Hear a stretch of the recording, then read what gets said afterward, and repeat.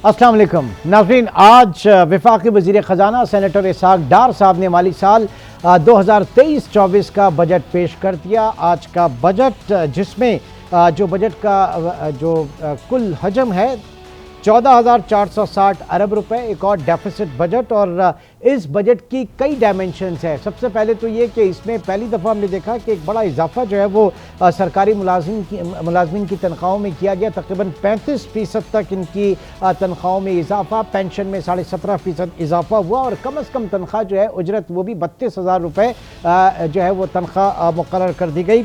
FBR के जो revenue है वो तकरीबन 9,200 अरब रुपए इसमें सेट किए गए, हदफ इसका मुकर्रर किया गया। जबकि इंटरेस्ट पेमेंट 7,303 अरब की शाम से, बल्कि मैं कहूँगा कि सुबह से ये आदाद शुमार जो है वो मीडिया पे आ रहे हैं, जा रहे हैं, सब इसके ऊपर बात भी कर रहे हैं। लेकिन अब जबकि ये बजट आ गया है तो ये तय होना अभी बाकी है, क्योंकि कन्फ्यूजन है कि इस बजट को आप कैसा बजट कहेंगे। इधर इस बजट को आप एक प्रोग्रेसिव बजट कहेंगे, एक प्रो इंडस्ट्री बजट करेंगे, प्रो इकोनॉमी बजट कहेंगे, आवाम दोस्त बजट कहेंगे, या फिर आप इसे इलेक्शन ईयर का बजट कहेंगे, या फिर हकीकत पसंदाना बजट कहेंगे।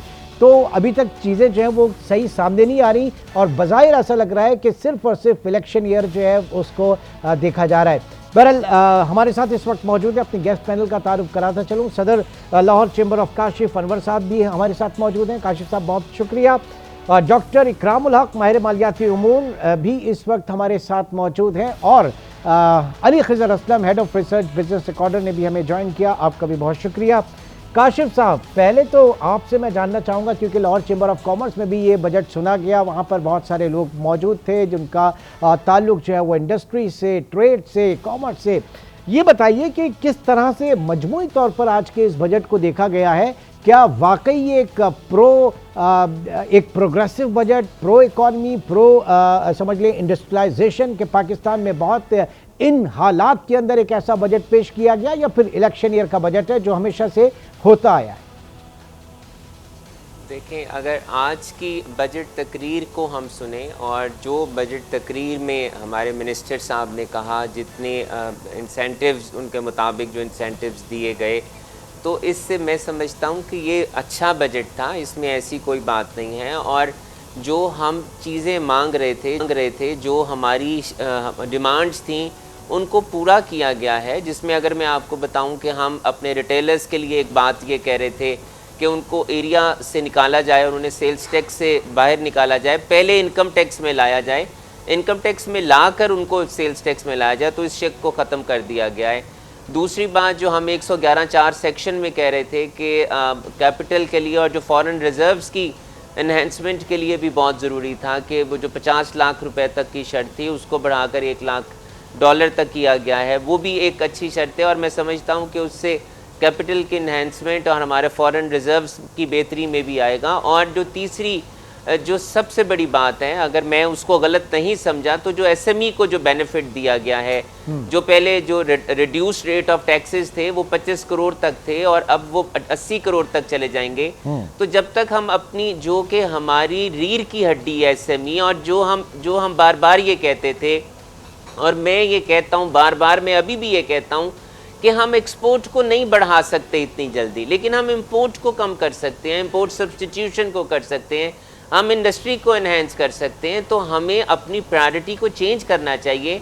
तो जो लोग इंडस्ट्रियल सेक्टर से टैक्स के रेट्स की वजह से बाहर जा रहे थे, और इसमें जो SME की जो ये पॉलिसी है रिड्यूस रेट की, मैं समझता हूँ कि ये इससे हमारी जो मैन्युफैक्चरर्स बीच में नहीं आ रहे थे वो बीच में आएंगे। और जो क्रक्स, मैं अपनी इसको कंक्लूड करूंगा अपनी इस बात को और आपके क्वेश्चन को, कि जो बेनिफिट्स हैं वो उनके लिए हैं जो टैक्स नेट के अंदर हैं। Now this is the time कि पाकिस्तानी आवाम को ये सोचना है कि हमें अपनी रिटर्न्स को फाइल करना है, सबमिट करना है। अगर हम अपनी रिटर्न्स को फाइल नहीं करेंगे तो हमारे लिए जो बजट हैं, और हम वो फिर ये बजट सिर्फ एडहॉक बजट होगा। और मेरा सवाल ये भी है कि क्या ये बजट एडहॉक होगा या ये बजट पूरा अगले साल के लिए होगा, और अगले साल में कितने मिनी बजट्स और आएंगे, अगली जो जरा गवर्नमेंट रखते हैं ना, आएगी क्या वो इसको ये चेंज सवाल करेगी? सर, ये सवाल जरा रखते हैं। डॉक्टर इकरामुल हक साहब भी हमारे साथ मौजूद हैं। डॉक्टर साहब, इंतहाई नामसाइद हालात में out of the box solution के तौर पर ये जो बजट आया, आप इसे किस तरह से देख रहे हैं? क्योंकि अगेन ये इलेक्शन ईयर को बार बार हुकूमत कह रही है कि ये उनके जहन में नहीं था, या ये मद्देनजर नहीं था कि ये इलेक्शन ईयर है, लेकिन उसके बावजूद भी इतनी फिस्कल स्पेस निकाल कर कहाँ से आ गई है अचानक इतनी फिस्कल स्पेस पाकिस्तान के पास, कि इतनी ज़बरदस्त किस्म की चीज़ें जो है वो कही जा रही हैं बजट में? डॉक्टर साहब, ये फिस्कल स्पेस तो कोई भी नहीं थी और अब भी नहीं है, सारा कर्जे के ऊपर गुजारा होगा। डॉक्टर इकरामुल हक साहब, आप सुन पा रहे हैं मुझे? जी जी, मैं सुन पा रहा हूँ जी। मेरी आवाज आ रही है आप तक? जी जी जी, बिल्कुल, फरमाइए।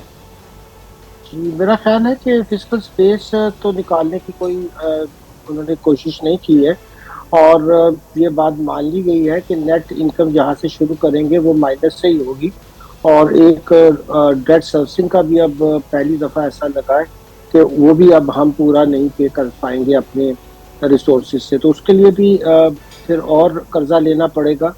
तो इस सूरत हाल के अंदर ये कहना कि कोई ऐसी सीरियसनेस का इजहार किया गया है कि हम अपने तरक्याती अखराजात और तरक्यातियों को भी खैर देखना चाहिए कि क्यों बार बार आप इतना बड़ा PhD रखते हैं जो आप पूरा नहीं कर पाते हैं, प्रोजेक्ट्स ओवररन होते रहते हैं, उनके खर्चे बढ़ते रहते हैं, और कहाँ कोई ऐसी संजीदगी नज़र आई है आपको इस्लामाबाद के माहौल में कि वहाँ उन्होंने कहा कि अब हम अपनी प्राडो यूज़ नहीं करेंगे, अब हम गाड़ियाँ अपनी नीचे आ जाएंगे। पहले लोगों से आप मजीद टैक्स मांग सकते हैं, पहले आप तो खुद कुछ दिलचस्पी का इजहार करें कि आप भी वाकई कोई अपनी बेल्ट टाइट करने के प्रोग्राम रखते हैं कि नहीं रखते।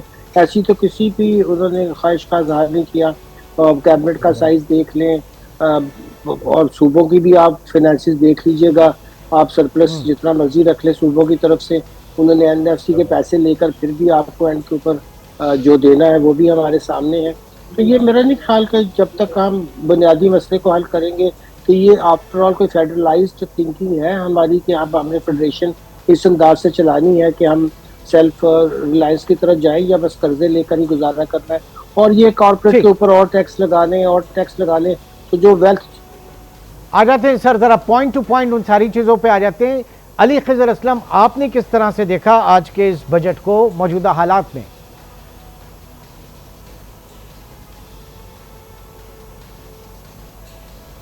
अली खिजर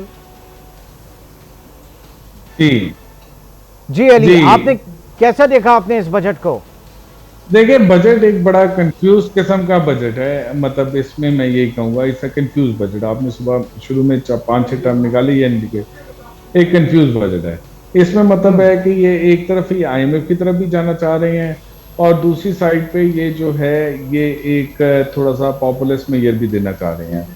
तो ये इन्हें समझ नहीं आ रही इन्होंने जिंदगी में करना क्या है। इन्हें ये नहीं पता कि इन्होंने इलेक्शन में जाना है, इन्हें ये नहीं पता जिंदगी में करना क्या है, ये समझ में नहीं आ रहा। ठीक है, चलिए, समझ नहीं आ रहा। तो उसमें थोड़ा बहुत इन्होंने तनख्वाहें बढ़ा दी हैं सारा कुछ, और बाकी कुछ शशके कर दी हैं जैसे लैपटॉप स्कीम और ये वो। बाकी ये है कि टैक्सेशन जो इन्होंने करनी है, इन्होंने फैसला कर लिया है कि भी ट्रेडर और रिटेलर को हमने टैक्स नहीं करना। वो कोशर है भाई, 20% इकोनॉमी का पार्ट है, 1% टैक्स देता रहता है, कोई मसला नहीं, उससे नहीं टैक्स लेना हमने। क्यों लें भाई, वो हमारा वोट बैंक है। अच्छा, टैक्स हमने फिर रियल एस्टेट, लैंड, उससे भी हमने मतलब कोई ऐसी बात नहीं की जैसे हमें लगे कि उस पर हमको टैक्स सुना जाते हैं। पिछले साल बजट में मिफ्ता साहब ने बात की, 3 महीने बाद वो आपको पता है वो गायब हो गए थे। बीच में ट्वीट भी आई थी मरियम साहबा की। तो उसके बाद जो है कि उस पर आप नहीं करना।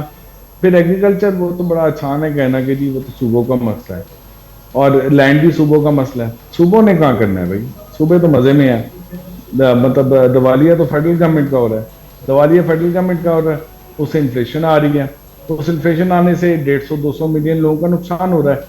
सूबों का क्या जाता है, ये सोच है हमारी यहाँ पे।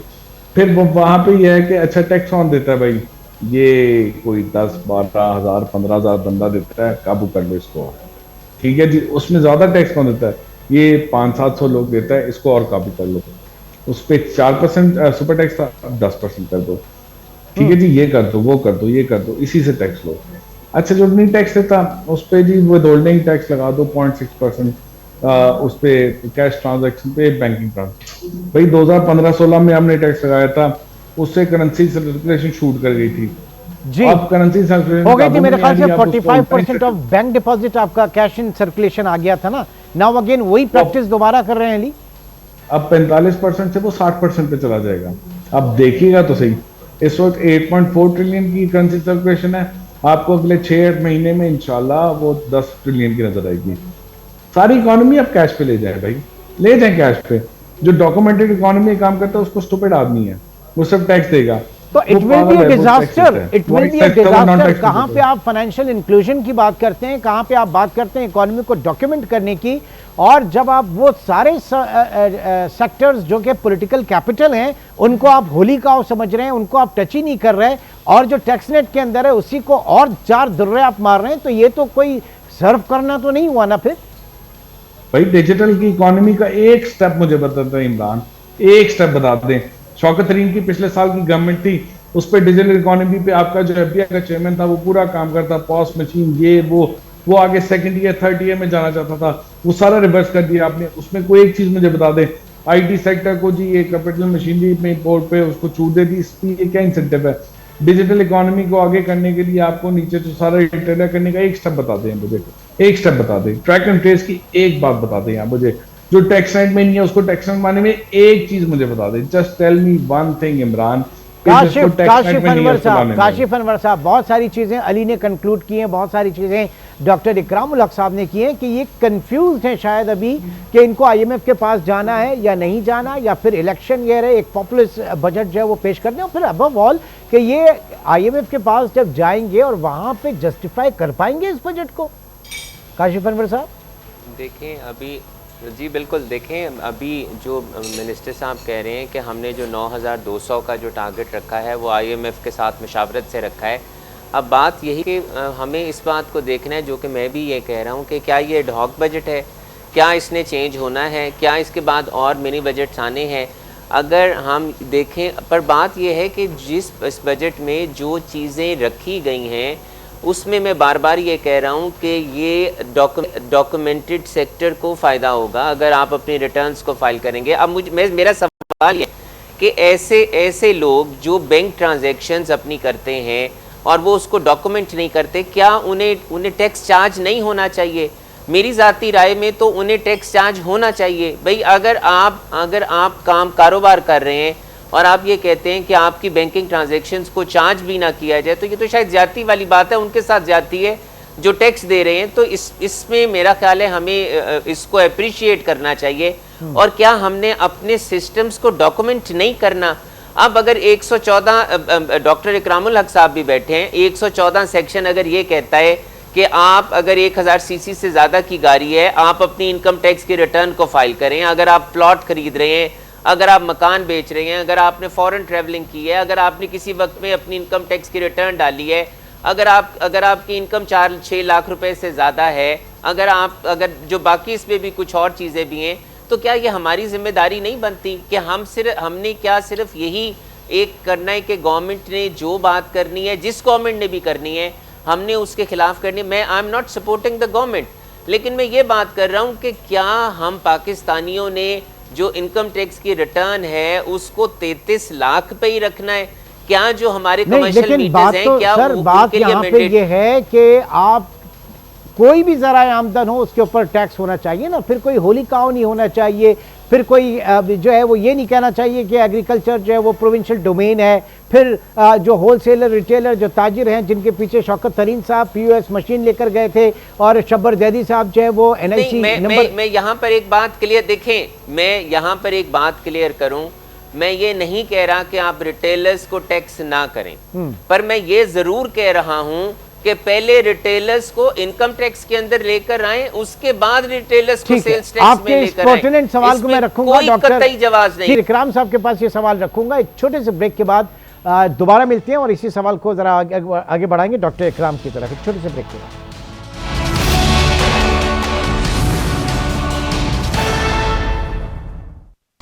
वेलकम बैक जी। डॉक्टर इकराम साहब, ब्रेक पे जाने से पहले एक मैंने आपकी तरफ सवाल रखा था, जी रिस्पॉन्ड कीजिएगा कि ये तजर्बा पहले भी हुआ था कि आप ट्रांजैक्शन के ऊपर इनकम टैक्स लगाए और उसका नतीजा हमने देखा, मनी सर्कुलेशन बढ़ गई, बैंक डिपॉजिट्स जो हैं वो इंक्रीज हुए।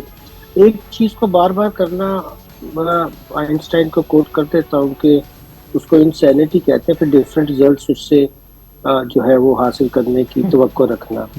तो मेरा ख्याल है कि एफबीआर के अगर अंदर कैपेसिटी नहीं है कि वो इन्फोर्समेंट कर सके और फिर इस तरह के मैयस के साथ तो कोई डॉक्यूमेंटेशन नहीं होती, बल्कि उसके काउंटर प्रोडक्टिव रिजल्ट्स आते हैं।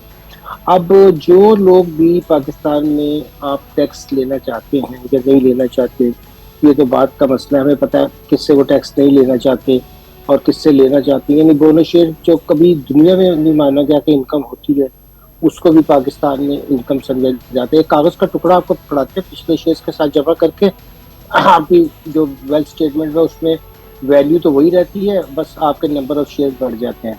तो कोई इनकम का उसमें दूर दूर तक नामो निशान है। अब 0.6% लगाकर कौन सी डॉक्यूमेंटेशन होगी, उल्टा काउंटर प्रोडक्टिव काम होगा। जो लोग टैक्स नेट से बाहर है उनको लाने के लिए कोई इन्फोर्समेंट का कोई एक मैयत भी आपको इसमें नजर आया है? मुझे तो खैर बिल्कुल नजर नहीं आया। मेरा ख्याल है कि अगर एफबीआर वाकई संजीदा होता तो जो 15% एडवांस एडजस्टेबल टैक्स दे रहे हैं मोबाइल यूजर्स, और उसमें वो भी शामिल है जो पूरेस्ट ऑफ द पुअर है, जाहिर है कि सारे लोगों पे आपने लगा दिया बिना सोचे समझे किसकी इनकम है कि नहीं है। सबसे रिटर्न ले लें जितने भी इस वक्त यूनिक मोबाइल यूजर हैं, और जिसकी इनकम है उसका एडजस्ट कर ले, जिसका नहीं है उसका रिफंड कर दें, और बिल्कुल आपकी जो टैक्स बेस है वो भी निकलेगी। और मैं तो कहता हूँ कि आप सारे अडल्ट लोग जितने पाकिस्तान में हैं उनके पास मोबाइल भी हैं, उनके बायोमेट्रिक डेटा भी है, सबसे कहीं कि वो 1 पेज रिटर्न दिया करें। ये जो इतनी मुश्किल रिटर्न है इसको ज़रा ख़त्म कर दें और सबसे रिटर्न ले लें, और जिसकी इनकम है उसको टैक्स लगा लें, जिसकी इनकम नहीं है उसको फिर इनकम सपोर्ट दे दें अगर वो बहुत नीचे बेचारा इस हालत में है। तो एक अच्छी पाकिस्तान के पास सोशल इकोनॉमिक रजिस्ट्री बन जाएगी। तो एफबीआर को ये काम खुद कर लेना चाहिए, और ये जो विद होल्डिंग्स और ट्रांजैक्शंस पे टैक्स लगा के और ज़्यादा इनफॉर्मल इकोनॉमी की तरफ धकेलना है और इकोनॉमी को तबाह करना है, इससे ज़रा वो अब चाहे जो लोग बाहर काम कर रहे हैं तो कर ही रहे हैं। अब $1 लाख भी वो मंगवा लेंगे, कोई मसला नहीं है, घर बनाएंगे, खर्चे करेंगे, इनकम क्यों पूछेंगे आप उनसे? उनके सोर्स ही नहीं पूछ सकते आप उनसे। तो कौन सी आप जो है वो बात कर रहे हैं कि जिसके अंदर हम ये चाह रहे हैं कि पाकिस्तान की इकोनॉमी जो है वो डॉक्यूमेंट हो जाए? क्या इंसेंटिव है डॉक्यूमेंट? जो बिल्कुल फाइलर नहीं है वो तो बिल्कुल एंजॉय कर रहा है लाइफ, उसको तो कोई सवाल भी नहीं पूछा जाएगा, कुछ भी नहीं कहा जाएगा। तो मैं तो इसमें मेरी तो सीरियस रिजर्वेशन है। ठीक है, ठीक है। अच्छा अली, एक बार फिर बोनस के ऊपर टैक्स लगा दिया गया कानूनी तौर पर, ये पहले भी इसको गलत डिक्लेयर किया गया था, एक बार फिर ये प्रैक्टिस हुई है, क्या होगा, क्यों किया गया ऐसा? देखिए ये तो बोनस टैक्स है ना, टैक्स तो आपको मिलता है, ये बोनस मिल गया आपको उसमें। बोनस टैक्स जिस तरह आपको इकराम साहब ने बताया है कि मतलब सर इकराम साहब जो है ना, मुझे लग रहा है इकराम साहब जो है, मैंने आज से पहले इतना खुशगवार और अच्छा और हंसता मूड उनका, बड़े सीरियस मैंने प्रोग्राम किए, लेकिन आज बजट के बाद माशाल्लाह बहुत वो एंजॉय कर रहे हैं मेरे ख्याल से बजट को इकराम साहब। वो इकराम साहब वो शेर है ना, वो मुश्किलें बड़ी इतनी आसान हो गई तो हो गया है। हैरान हो रहा हूं कि ये गलतियां बार बार करने की सलाहियत कितने लोगों में होती है। बहुत कम लोग होते हैं दुनिया में जो दासा में अल्लाह की खास करामत है कि एक ही गलती बार बार कर रहे हो और हम उसको तालियां भी बजा रहे हैं। कमाल है ना। मैं तो आज इस बात को एंजॉय कर रहा हूँ कि एक गलती को कितनी दफा किया जा सकता। ठीक, वो अली ने एक दफा अली मुझे याद है, अली याद है, इंसान उस पे कमेंट भी कर रहे हैं। अली मुझे याद है, मेरे ख्याल से डेकेड्स पहले जब आपने बिजनेस रिकॉर्डर ज्वाइन किया तो आपका पहला जो आर्टिकल था मेरे ख्याल से वो सीरीज ऑफ एरर्स करके था ना, ऐसी कुछ था, डू यू रिमेंबर? डेकेड्स पहले तो नहीं, 15 साल पहले था, डेकेड्स नहीं, वो 1.5 डेकेड पहले था। तो वो जब मैंने ज्वाइन किया था ना 2009 में, तो पहला जब बजट आया था वो इत्तेफाक से वो डार साहब ने बजट दिया था। हाँ। उस पे जो आर्टिकल मेरा पहले ओपिनियन पे लिखा था उसका लिखा था comedy of errors. Comedy of errors. To be honest मुझे याद नहीं है कल के आर्टिकल का, मैं वही टाइटल देता था, कॉमेडी ऑफ एरर्स। मुझे याद है बहरहाल, मुझे याद है बहरहाल। अच्छा, कॉमेडी ऑफ एरर्स। आगे बढ़ते हैं, आगे बढ़ते हैं। और काशिफ अनवर साहब, अब ज़ाहिर है कि सूरत हाल इस वक्त हमारे सामने है। ये मुझे बताइए कि जो आज आपको नहीं लग रहा कि कहीं से, क्योंकि इससे पहले कभी भी इतने फिस्कल आपके पास स्पेस नहीं हुआ करती, आपने तनख्वाहें भी बढ़ा दी, आपने पेंशन में भी इजाफा कर दिया, और फिर उसके बाद ये सारी चीज़ें आप फाइनेंस कहाँ से करेंगे? वो सोर्सेज यहाँ पे नहीं बताए गए, बहुत एक गैप है इतना बड़ा। अल्टीमेटली जो 2000 अरब रुपया हमने टैक्स फालतू लगाना है, और जो 7100 शायद इस साल पूरा होगा, अगले साल का 9200 अरब रुपए का हमने रख दिया है, तो अल्टीमेटली इनके मुताबिक तो ये टैक्स कहीं किसी पे तो लगेगा ना, बात ये है। और बात ये है कि हम ये भी तवक्को रखते हैं कि IMF के साथ हमारा मुआहदा हो जाए, और जो कि सागदार साहब की ख्वाहिश है कि IMF के साथ मुआहदा हो जाना चाहिए, अगर मुआहदा हो जाए तो बेहतरी होगी। लेकिन बात फिर वही है कि हमने क्या इस बजट को और क्या गवर्नमेंट की और क्या इन पॉलिसीज़ की हमने इनको इसकी अपोजिशन ही करनी है।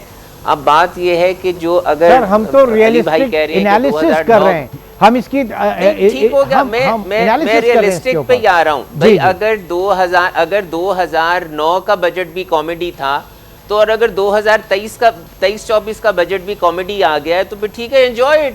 अगर आपका टैक्स बेस नहीं बढ़ता, और अगर हम टैक्स बेस नहीं बढ़ाना चाहते, हम अगर ऐसे इनिशिएटिव्स नहीं लेना चाहते, SME को जो दिया गया है हम उसको नहीं अप्रिशिएट करना चाहते, ठीक है 0.6% आपकी कैश इकोनॉमी जाएगी, आपका उसमें होगा। अगर हम टैक्स बेस को नहीं बढ़ाना चाहते और उसके बावजूद भी हम कहते हैं कि हमारे पास फिस्कल स्पेस की कमी है, तो मेरा ख्याल है कि we have to correct ourselves. हमें अपने आप को करेक्ट करना है। हमने रिटर्न्स भी नहीं डालनी, हमने कानून पे भी अमल नहीं करना, फिर हमने इतराज़ भी करना है। हमने इस बात पे भी एतराज़ करना है कि जनाब अब हमने इन्फ्लेशन जो इतनी हो गई है, हमने गवर्नमेंट ने अगर तनख्वाह क्यों बढ़ा दी है, उसको अगर फिजिकल स्पेस नहीं है 30% या 35% कर दिया है, तो देखें फिर कोई तो ज़रिया ऐसा होना चाहिए ना कि हमने इस जो बजट आया है, क्या हमने आम आवाम के लिए इन्फ्लेशन को कैसे कम करना है, हमने इंटरेस्ट रेट को कैसे कम करना है, हमने डिवेल्यूएशन को कैसे कम करना है। तो अगर हम इन्हीं बातों से तो शायद ये नहीं होगा, तो we have to do some practical. और प्रैक्टिकल में अगर आप अपनी इंडस्ट्री को नहीं चलाएंगे, देखें अगर हम यहाँ पर सिर्फ मफरूज़े डिस्कस करेंगे तो शायद हम कुछ भी नहीं कर सकेंगे। तो हमें शायद अगले साल में इंडस्ट्री को चलाना चाहिए है, बेहतर करना चाहिए। अच्छा, है आप पर उम्मीद है सर, आप पर उम्मीद है कि इतने बड़े इन्फ्लेशन और इतनी लो ग्रोथ के साथ, हाँ, और मुझे बिल्कुल उम्मीद है। देखें मुझे बिल्कुल उम्मीद है, और उम्मीद अच्छी रखनी चाहिए। मैं और अगर मैं उम्मीद नहीं रखूंगा तो क्या होगा? मेरे उम्मीद रखने से या मेरे उम्मीद ना रखने से क्या होगा? क्या बजट में चेंज हो जाएगा? क्या पाकिस्तानियों के हालात अच्छे हो जाएंगे? तो जो पॉजिटिव चीज़ें हैं कम से कम हमें उन्हें तो अप्रिशिएट करना चाहिए ना, कि भाई ये पॉजिटिव चीज़ें दी गई हैं। हम क्यों उन चीज़ों को ही डिस्कस कर रहे हैं कि हम आधे ग्लास को खाली को डिस्कस क्यों कर रहे हैं? हमें आधा ग्लास भरा हुआ डिस्कस क्यों नहीं करना चाहिए? मुझे ये क्यों नहीं कहना चाहिए कि SME सेक्टर से अगर मैन्युफैक्चरिंग सेक्टर टैक्स नेट के अंदर आता है तो मुझे क्या इसको अप्रिशिएट नहीं करना चाहिए? बिल्कुल करना चाहिए, बिल्कुल करना चाहिए, बिल्कुल करना चाहिए। इमरान मैं एक ब्रेक ले पे। इमरान एक मिनट मुझे इंजेक्ट करने दे। हाँ। आधा ग्लास फुल आधा ग्लास भरे की बात की है ना, जापानी मिसाल है। हाँ। तो भाई आपका आधा ग्लास है 50% ऑफ GDP, ठीक है, आधा ग्लास है 50% एक है कि आपका मैन्युफैक्चरिंग सेक्टर है 20%, जो 56% टैक्स दे रहा है उस पर और डाल रहे हैं। उसी के अंदर SME के अंदर जो थोड़ी बहुत गुंजाइश थी है जिसका जिक्र काशिफ भाई कर रहे हैं, बिल्कुल ठीक है, डन। बट उसका 20% आपका इकोनॉमी का है, आपका रिटेल एंड ट्रेड, ठीक है जी। 20% आपकी इकोनॉमी का है एग्रीकल्चर, जिसमें 15% आपकी इकोनॉमी का है तकरीबन लाइफ स्टॉक, टोटल अनडॉक्यूमेंटेड है। उस पर क्या बात कर रहे हैं? फिर कंस्ट्रक्शन है, रियल एस्टेट है, तो ये 50% पे तो आप बात ही कोई नहीं कर रहे। 50% जो है उसी के अंदर आप एक पे टैक्स कर रहे हैं। दूसरा काशिफ भाई ठीक कहते हैं कि SME को सपोर्ट कर दी, तो उस 50% की हम आधे ग्लास फुल के अंदर बात करें कि उसी के अंदर आप जो है छलकते जा रहे हैं कि वो उलट के गिर जाए और वो दूसरी साइड पे चला जाए। क्या बात कर रहे हैं यार आप, क्या बात करें, कुछ कॉमन सेंस की बात करें। जो 50% आपका जो 0 टैक्स देता है, 1-2% टैक्स देता है, उसको तो टैक्स ले भाई, उसमें बात आप नहीं करते, उसी की ट्विस्ट करते जा रहे हैं। ये कौन सा ट्विस्टेड आर्गुमेंट है, ये तो समझा दे मुझे। पहली बात तो मैं ये कहूंगा कि देखें, कानून में जब ये लिखा है कि डॉक्टर्स, इंजीनियर्स, बिल्डर्स, ये इन तमाम को रिटर्न फाइल करनी है, मेरा और कुछ नहीं करते ना, वो मेरा नॉन टैक्स सवाल पेयर है सिर्फ ना, ये वो नॉन है टैक्स पेयर है। जो उनके लिए आपने क्या किया अपनी रिटर्न को फाइल करना है, वो अपनी रिटर्न को फाइल क्यों नहीं करते? मेरा और कोई सवाल नहीं है। जब आप अपनी रिटर्न को फाइल करेंगे तो अल्टीमेटली सैलरी वो भी यही काशिफ भाई, वो भी यही बात कर रहे हैं। रिटर्न फाइल करेंगे तो ऑटोमेटिकली सारा कुछ ठीक हो जाएगा। मैं फिर बार-बार कह रहा हूं, we have to correct ourselves. हमें अपने आप को क्रिटिसाइज नहीं करना, हमें आपको करेक्ट करना है, हमें करेक्ट बिल्कुल करना है काशिफ साहब, हमें अपने आप को बिल्कुल करेक्ट करना है, लेकिन वो यही कह रहे हैं, अली भी यही कह रहे हैं कि किसी भी बात का जवाब नहीं देना चाहता, लेकिन बात ये है कि we have to correct ourselves, we have to document ourselves. वो कैसे भी करना है, मैंने उस सर इन प्रिंसिपल बिल्कुल सही कह रहे हैं आप कि हमें अपने आप को करेक्ट करना है, हमें अपनी इकोनॉमी को डॉक्यूमेंट करना है, हमें अपने टैक्स बेस को बढ़ाना है। लेकिन जहां पे जो बात हो रही है वो इन्हीं इकदामात के हवाले से हो रही है कि एक सेगमेंट ऑफ द सेक्टर जो है वो डॉक्यूमेंटेशन की तरफ जा रहा है और दूसरा जो है वो डिस्करेज हो रहा है या वो इनकरेज हो रहा है नॉन डॉक्यूमेंटेशन साइड पे। हम इसके ऊपर बात कर रहे थे। एक छोटा सा ब्रेक यहां पे लूंगा, ब्रेक के बाद प्रोग्राम को आगे बढ़ाते हैं।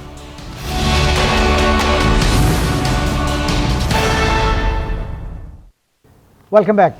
डॉक्टर इकराम उल हक साहब, आज के इस बजट के बाद एक सवाल ये भी पैदा हो रहा है कि federal tax net of provincial share जो है वो डेट सर्विसिंग का 96% है, तो उसके बाद ये कहाँ से पैसा लेकर आएंगे, कहाँ से इतनी स्पेस इनके पास आएगी कि वो डिफेंस भी पूरा करें, पीएसडीपी भी करें, पेंशन और तनख्वाहों में जो इजाफा है इसको भी कवर करें और साथ ही साथ जो सब्सिडीज है उसको भी पूरा करें।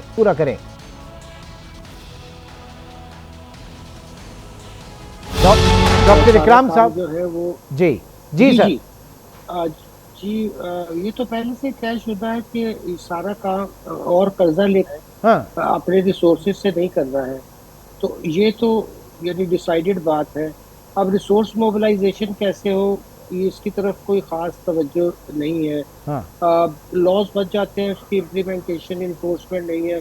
मैं कह रहा था सारे पाकिस्तानी एडल्ट से रिटर्न लेनी चाहिए, सिंपल रिटर्न हो, पूछ लें आपकी कुछ आमदनी है या किसी पे डिपेंडेंट है। एक दफ़ा पाकिस्तान में एक अच्छी टैक्स बेस का पता चल जाए, वो बदलती भी रहती है, हर एक के हालात एक जैसे नहीं रहते हैं, मगर एक असूल बना लेना चाहिए कि बहुत सिंपल रिटर्न हो और सारे पाकिस्तानी फाइल कर दे जो एडल्ट है। फिर उसमें से देख लें कि किन लोगों से टैक्स लेना चाहिए और किन लोगों को कोई इनकम सपोर्ट या कोई सोशल सिक्योरिटी नेटवर्क पे लाना चाहिए, और फिर कैसे एम्पावर करके लोगों को और मौके देने चाहिए। अपनी जो साइज ऑफ इकोनॉमी है कैसे एक्सपेंड करना चाहिए, जितना ग्रोथ होगी उतना टैक्स भी बढ़ेगा, लोगों को रोजगार भी मिलेगा और अच्छा मिलेगा। तो ये टैक्स के अंदर ये वाली जो ज़ाहिर है फिस्कल पॉलिसी से ही तो डिटर्मिनेशन होती है बजट में कि आप किस तरफ जाएंगे। तो मेरा ख्याल है कि संजीदगी से ये बात तो साबित हो गई है पाकिस्तान में पहली दफ़ा कि ये पहला साल था कि जिसमें हम इतने रिसोर्सेज भी फेडरल लेवल पे हमारे पास नहीं थे कि हम पूरा मार्कअप भी पे कर पाते, तो मार्कअप के लिए भी हमें फर्दर लोन लेना पड़ा है। तो ये अगर रवायत शुरू हो गई और फिर हमें तो इस तरह सर्वाइव इकोनॉमी नहीं कर सकेगी, तो बैठकर बड़ी सीरियसली थिंकिंग करनी पड़ेगी कि हम कैसे इसको फेडरलाइज्ड एक स्ट्रक्चर बनाएं। प्रोग्राम में सिर्फ 2 मिनट मेरे पास बचे, मैं काशिफ अनवर साहब आपकी तरफ आऊंगा। हमेशा से ये तकाजा रहा है और मुतालबा रहा है कि टैक्स रिटर्न सादा से सादा हो, और स्पेशली होलसेलर, रिटेलर, ट्रेडर ये सब कहते हैं कि टैक्स रिटर्न बहुत सिंपल सा हो, जैसे डॉक्टर साहब भी कह रहे हैं। क्या कबाहत है इसमें, क्यों नहीं कर सकते ये?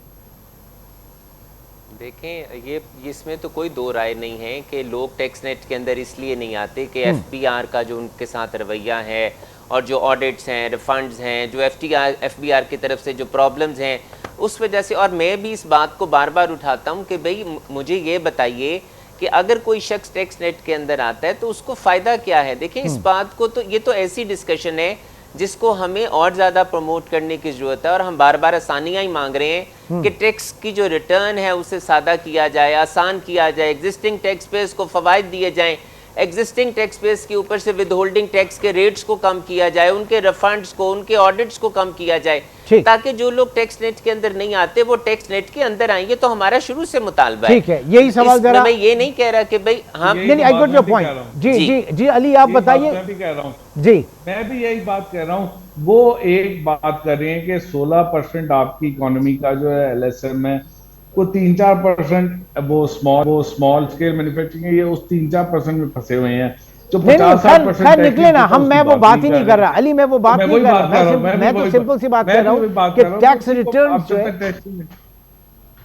टैक्स रिटर्न बढ़ने के लिए जो देखिए जिसकी जो इनकम है उसको टैक्स देना चाहिए, चाहे वो एग्रीकल्चर पे है, चाहे वो रियल एस्टेट पे है, चाहे विंडफॉल इनकम पे है, चाहे वो ट्रेडर है, चाहे वो रिटेलर है, चाहे वो मैन्युफैक्चरर है, चाहे मेरी तरह आपकी तरह का एक एम्प्लॉई है, कंसल्टेंट है, डॉक्टर है, लॉयर है, कुछ भी है। जो आपकी इनकम है, आपने एक साल में इतना रेवेन्यू कमाया, उसमें ये इनकम आई, उस पर सिंपल टैक्स करें। उस तरफ हम जाते ही नहीं है। जब तक आप वो नहीं करेंगे तो गोल गोल घूमते रहेंगे। ठीक है, और इस बजट में ऐसा कुछ नहीं हुआ। ठीक है जी, बहुत बहुत शुक्रिया। Ali Khizar Aslam, head of research business recorder, Lahore chamber of commerce के सदर जनाब काशिफ अंदर साहब भी हमारे साथ मौजूद थे और डॉक्टर इकरामुल हक साहब भी हमारे साथ मौजूद थे। और बात सारी इतनी है कि टैक्स के हवाले से हमेशा कहा जाता है ये जो पेचीदा सा निज़ाम है इसको आप सादा कीजिए, आप इंसेंटिवाइज कीजिए, लोगों को मराद दें, उनको राग़िब करें कि वो टैक्सेशन के अंदर आएँ, टैक्स नेट के अंदर आए, टैक्स बेस को आप वसअत दें। लेकिन ऐसे लोगों को, इन लोगों को प्रमोट करके इनको एक एहसास तहफ़्फ़ुज़ देकर, लेकिन उल्टा पाकिस्तान में क्या होता है, यहाँ पे हमारे टैक्स से बोचीदा निज़ाम में कि उन्हीं लोगों को मज़ीद गन्ने की मशीन में डाला जाता है और उन्हीं से मज़ीद जूस निकाला जाता है। तो अंजाम फिर यही होगा। इंशाअल्लाह आपसे कल मुलाकात होगी। टिल देन टेक केयर, अल्लाह हाफ़िज़।